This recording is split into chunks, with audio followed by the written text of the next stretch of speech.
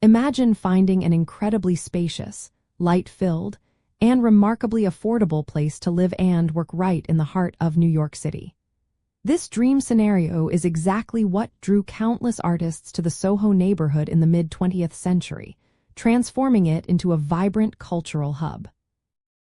Artists lived in Soho Lofts primarily because these massive, adaptable industrial buildings offered the ideal combination of space, natural light, and extremely low rent, which was perfect for developing large-scale artworks.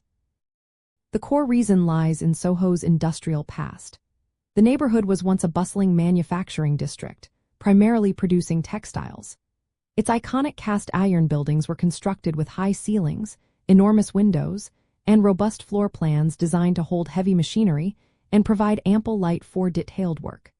By the mid-1900s, manufacturing had largely moved out of Manhattan, leaving many of these large commercial spaces vacant. Zoning regulations designated Soho as a manufacturing zone, specifically an M15 and M15B district, which meant residential occupancy was strictly prohibited. This unique situation kept property values and rents exceptionally low, as developers had little incentive to convert these technically illegal living spaces into market-rate housing. For artists, these seemingly derelict spaces were a blank canvas. They could combine living and studio space, often without official permits, creating expansive environments where they could paint, sculpt, and perform without the spatial constraints of traditional apartments. This adaptive reuse was an organic solution to a pressing need, allowing artists to foster a collaborative community despite the legal ambiguities. They often installed basic plumbing and electrical themselves, prioritizing creative freedom over conventional comforts. An interesting piece of Soho history is the Artists in Residence or Artist Lofts program, which eventually legitimized many of these living situations. In 1971, the city introduced the Artist in Residence law, known as the AIR certificate.